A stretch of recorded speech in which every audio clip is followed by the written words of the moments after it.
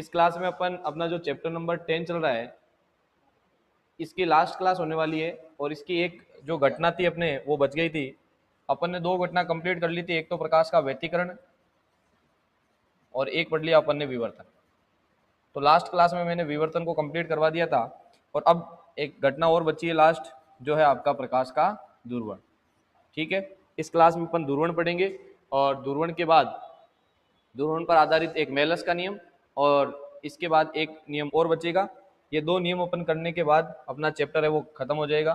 तो हेडिंग डाल दीजिए आप, प्रकाश का दूरवर्ण। प्रकाश का दूरवर्ण, पोलराइजेशन ऑफ लाइट। किस प्रकार इसको पोलराइज कर सकते हैं अपन, वो अपन समझने वाले हैं। ठीक है, अब दूरवर्ण को समझने से पहले आपको दो पॉइंट क्लियर रहने चाहिए पहले ही, वो मैं समझा देता हूं। एक है आपका अध्रुवित प्रकाश और दूसरा है ध्रुवित प्रकाश। इन दोनों को समझाओ, क्या है अध्रुवित प्रकाश और क्या है ध्रुवित प्रकाश। ठीक है, मतलब समझना इसका। देखिए, कोई भी एक तरंग है, ये इस प्रकार से एक तरंग ले लियो। इस तरंग पर इसके जो प्रकाश सदिश है, ये प्रकाश सदिश ले रहा हूं, वो प्रकाश सदिश कंपन करते हैं। भाई इस प्रकार से तरंग चल रही है तो हम क्या कह रहे हैं, इसके प्रकाश सदिश कंपन कर रहे हैं। अब उनके कंपन की दिशा हो सकता है वो ऐसे कंपन कर रहे हो, मतलब ऐसे ऐसे, या हो सकता है वो कंपन इस प्रकार से कर रहे हो, या ऐसे कर रहे हो, या ऊपर नीचे ऐसे कर रहे हो। यानी कि यदि कोई प्रकाश तरंगे इस प्रकार की हो या ऐसा प्रकाश हो जिसके प्रकाश सदिश, जिसके प्रकाश सदिश जो है वो कंपन सभी संभव दिशाओं में करे। प्रकाश सदिश क्या करते हैं भाई, कंपन करते हैं, और कंपन भी किस प्रकार से करे, सभी संभव दिशाओं में। सभी संभव दिशाओं में यदि कंपन करे तो हम कहेंगे वो क्या है, अध्रुवित प्रकाश। मतलब कोई तरंग है वो आपकी तरफ इस प्रकार से चल रही है तो उसके प्रकाश सदिश ऐसे ऐसे भी कंपन कर सकते हैं, ऐसे भी कर सकते हैं, ऐसे भी और ऐसे, सभी संभव दिशाओं में यदि कंपन करेंगे तब हम क्या कहेंगे, बोलो कि वो प्रकाश कौन सा है, अध्रुवित प्रकाश। लेकिन यदि कोई प्रकाश इस प्रकार का हो आपके पास, दूसरा प्रकार मैं समझा रहा हूं आपको,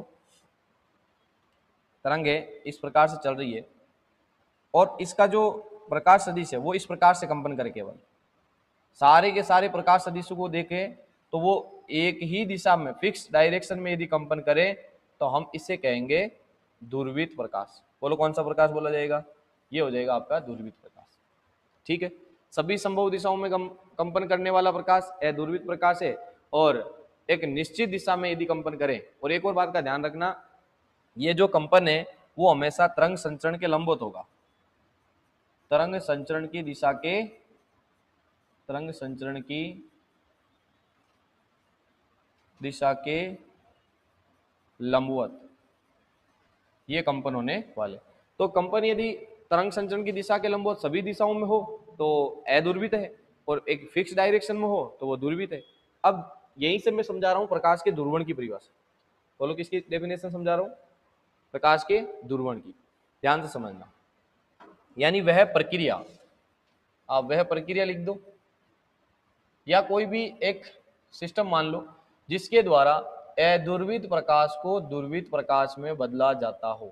बोलो क्या किया जाता हो, कोई ऐसा सिस्टम, ऐसी प्रक्रिया, ऐसी विधि जिसके द्वारा अध्रुवित प्रकाश को किस में बदल दिया जाए, ध्रुवित प्रकाश में। उस पूरी घटना को या उस प्रक्रिया को हम क्या कहते हैं, प्रकाश का ध्रुवण कहते हैं। यानी वह प्रक्रिया जिसके द्वारा अध्रुवित प्रकाश को ध्रुवित प्रकाश में बदला जाता है, परिवर्तित किया जाता है, इस घटना को हम कहते हैं वो है प्रकाश का ध्रुवण। ठीक है भाई, ये डेफिनेशन हो गई आपके प्रकाश के ध्रुवण की। अपन अध्रुवित से बदलेंगे ध्रुवित में। अब बात आती है सर बदलेंगे कैसे, यहाँ पर तो कंपन सभी संभव दिशाओं में हो रहा है, इधर भी हो रहा है, इधर भी हो रहा है, ऐसा सभी संभव दिशाओं में, और आप चाहते हो कि उसको एक ही दिशा में कंपन करा दे, तो ये कैसे संभव है। तो उसके लिए हम कुछ युक्तियां यूज करते हैं, उन युक्तियों के नाम आप लिख लो। कौन सी युक्तियां वो, या तो किया जाता है पोलराइड द्वारा, किसके द्वारा? पोलराइड द्वारा। पोलराइड द्वारा भी हम क्या कर सकते हैं? प्रकाश का ध्रुवण समझा सकते हैं। या फिर एक और आता है आपका टूरमेलिन। क्या था बोलो? टूरमेलिन। तो ये दो इस प्रकार के आप मान लो पदार्थ हैं या ऐसी युक्तियां हैं, वस्तुएं हैं, पोलराइड और टूरमेलिन, जिसकी सहायता से आप क्या कर सकते हो? अध्रुवित प्रकाश को ध्रुवित प्रकाश में आसानी से बदल सकते हो। यानी ध्रुवण की घटना समझनी है तो पोलराइड और टूरमेलिन आप यूज कर सकते हो। अब किस प्रकार से ये करेंगे तो मैं आपको वो आगे समझा रहा हूं। देखिए तो यहां अपन समझेंगे कि किस प्रकार से टूरमेलिन या जो आपका पोलराइड है वो यहाँ पर काम करे। मान लेते हैं ये एक प्रकाश तरंग है, इस प्रकार से आ रही है, और इस प्रकाश तरंग के जो प्रकाश सदिश है वो प्रकाश सदिश इस प्रकार से कंपन कर रहे हैं। अब ध्यान से समझना, ये जो डॉट डॉट है वो ऐसे बता रहा है कि प्रकाश सदिश ऐसे ऊपर नीचे ऐसे कंपन कर रहे हैं। ठीक है, मतलब डॉट का मतलब तो है कि अंदर बाहर इधर ऐसे हो रहे हैं प्रकाश सदिश। और एक मैं यहाँ पर ये भी दर्शा देता हूँ, इसका मतलब ये इस तरंग संचरण की दिशा के ऐसे ऊपर नीचे और आगे पीछे इस प्रकार से कंपन कर रहे हैं। तो ये जो प्रकाश सदिश है वो है अध्रुवित। कौन सा? अध्रुवित प्रकाश। अब देखना आप, इसके सामने यहां रखेंगे अपन टूरमेलिन या मान लो पोलराइड। अब पोलराइड किस प्रकार की संरचना होती है कि इसके अंदर है ना इस प्रकार से झिर्रियां कटी रहती है, खिड़की नुमा, ये इस प्रकार से। ये आप या तो पोलराइड मान लो या क्या मान लो आप? टूरमेलिन या टूरमेलिन। देखना, इसको आप ऐसे समझो जैसे ये अपनी जो अंगुली है इसको आप मान लो ये है टूरमेलिन या आप पोलराइड मान लो, और इधर सामने से क्या आ रहा है? कोई प्रकाश आ रहा है। अब वो प्रकाश है उसके कंपन ऐसे भी हो रहे हैं, ठीक है, कंपन इस प्रकार से भी हो रहे हैं, ठीक है, तिरछे ऐसे भी हो रहे हैं, मतलब सभी संभव दिशाओं में प्रकाश जो कि है अध्रुवित प्रकाश। जब ये इसमें से गुजरेगा तो आप खुद देखिए, ये जब पोलराइड आपके सामने इस प्रकार से रखा हुआ है तो मान लो मैं कह रहा हूँ कुछ प्रकाश तरंगे हैं या कुछ प्रकाश सदिश ऐसे कंपन कर रहे हैं, तो ये ऐसे कंपन करते हुए कहां तक आएंगे? जैसे इसके पास आएंगे यहाँ आके ये रुक जाएंगे। भाई ये पोलराइड क्या करेगा या टूरमेलिन है तो ये क्या करेगा? इन प्रकाश सदिश को यहीं रोक लेगा, आगे गुजरने नहीं देगा, जगह ही नहीं है। ऐसे कंपन करने वाले वो भी आगे रुक जाएंगे, ऐसे वाले भी वो भी रुक जाएंगे। कौन से वाले गुजरेंगे? जो प्रकाश सदिश केवल इस प्रकार से कंपन कर रहे हैं वो यहाँ पर इस टूरमेलिन में से पार हो जाएंगे। जब आप पार हो जाएंगे तो यहाँ जो प्रकाश आपको मिलेगा वो किस प्रकार का मिलेगा? देखिए आप, केवल आपको इस प्रकार से कंपन करता हुआ प्रकाश मिलेगा। अब आप देखोगे ना तो आपको दिख जाएगा कि जो प्रकाश सदिश है वो एक निश्चित दिशा में मतलब कंपन कर रहे हैं। यहाँ तो सभी संभव दिशाओं, भाई ऐसे भी कर रहे हैं, अंदर और बाहर इधर भी हो रहा है, ऐसे तिरछे भी कर सकते हैं, लेकिन इसमें एक फिक्स डायरेक्शन है, तरंग संचरण की दिशा के लंबवत एक ही दिशा में कंपन कर रहे हैं, इसलिए ये हो गया आपका ध्रुवित प्रकाश। बोलो क्या हो गया? ध्रुवित प्रकाश। तो अपन ने अध्रुवित प्रकाश को किसमें बदल दिया? ध्रुवित प्रकाश। इस पूरी घटना को क्या कहते हैं? इसको कहते हैं प्रकाश का ध्रुवण। अब समझो, लास्ट में यहां एक क्या और लगाया जाता है, देखो इसके बाद में यहां लगाया जाता है एक विश्लेषक। क्या लगाया जाता है? विश्लेषक, जिसमें हम क्या कर सकते हैं, जब ये वाला प्रकाश इसमें से गुजरेगा तो लास्ट में हमारे को सेम टू सेम वापस मिलेगा एक बार, ये आसानी से गुजर जाएगा इसमें से। तो देखना यहीं पे मैं आपको मेलस का नियम भी समझा देता हूं। क्या है मेलस का नियम?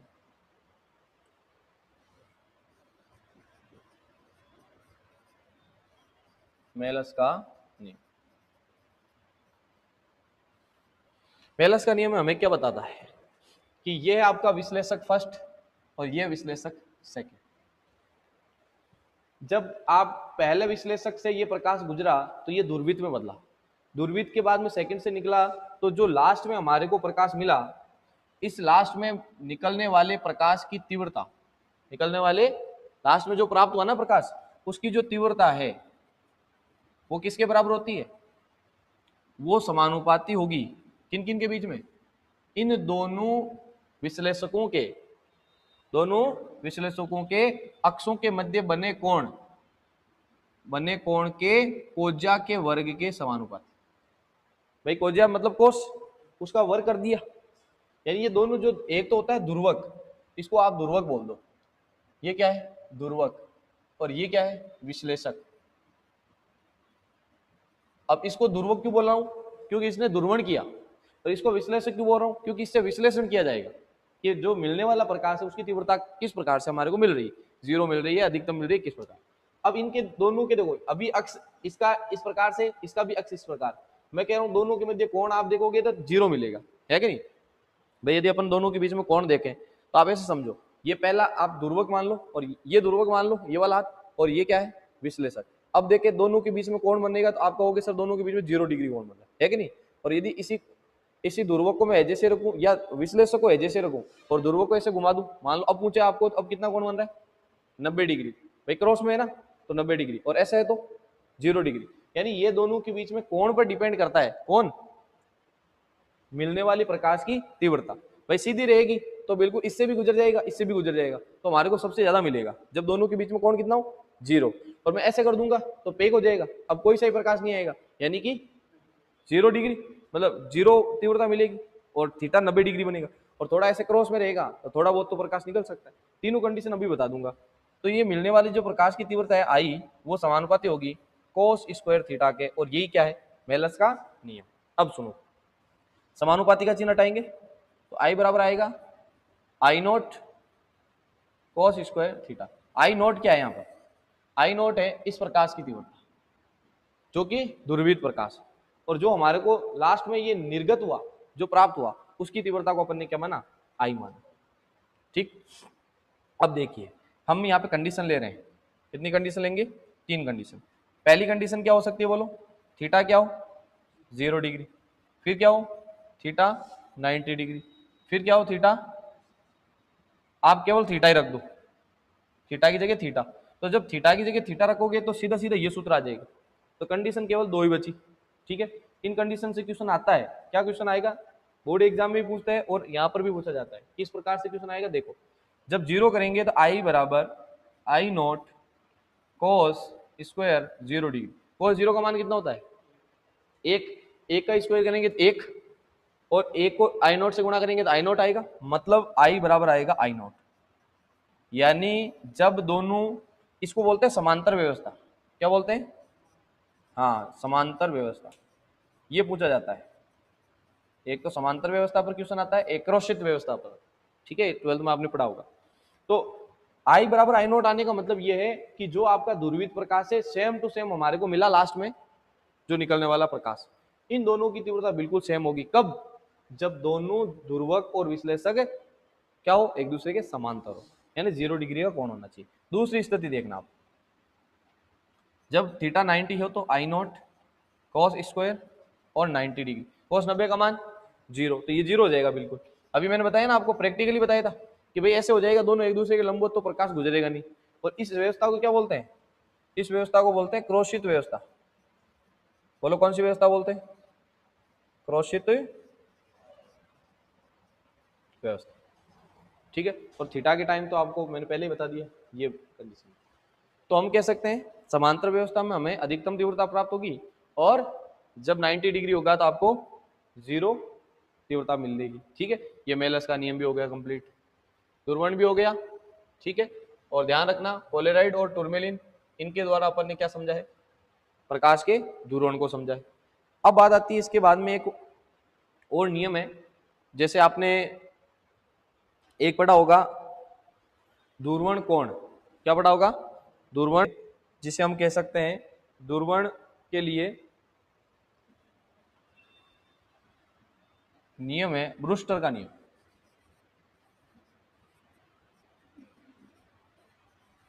ब्रूस्टर का नियम,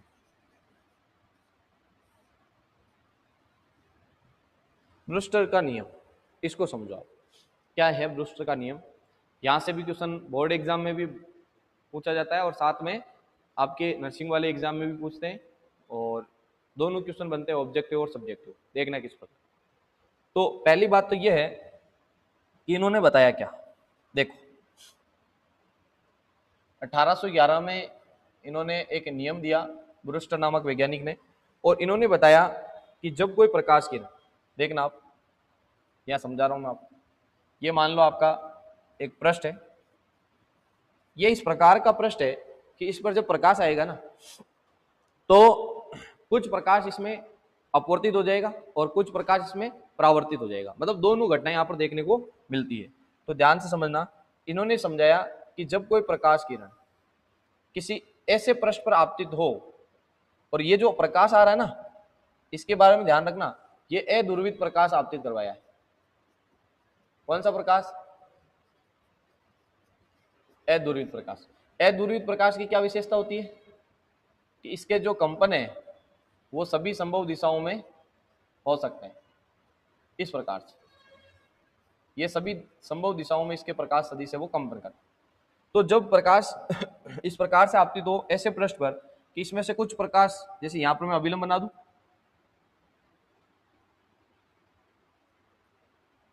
ये अभिलंब,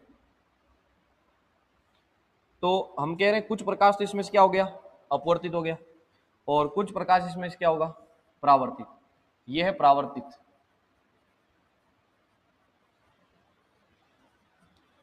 परावर्तित प्रकाश।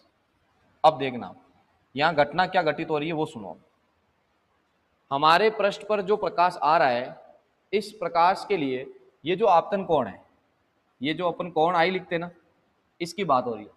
ये यदि कोण आई एक विशेष कोण हो जिसे हम कहेंगे ध्रुवण कोण, क्या कहेंगे?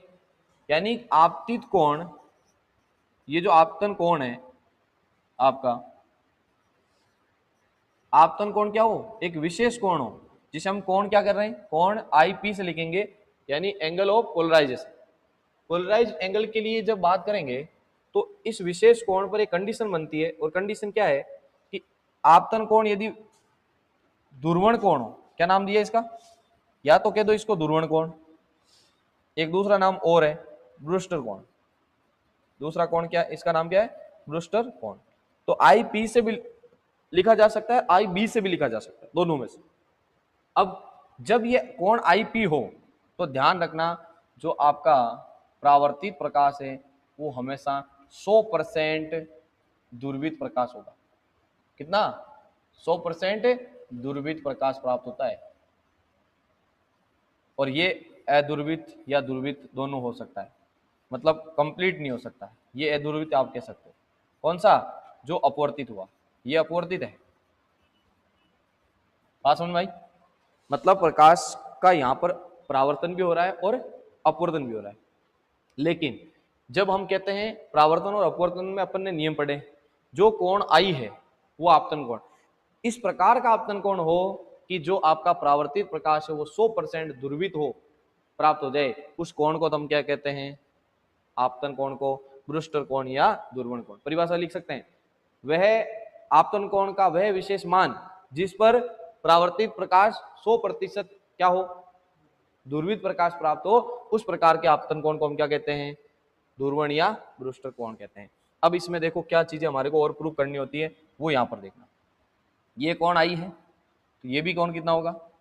आई के बराबर होगा, मतलब आई पी है तो आई पी होगा। अरे परावर्तन में अपन ने नियम पढ़ा, आपतन कोण का मान परावर्तन कोण के बराबर होता है, आई बराबर आर। और ये कोण आर है, ये कोण कितना है? आर।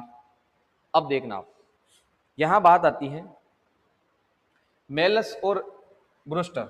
मेलस और ब्रूस्टर इन दोनों ने क्या नियम बताया?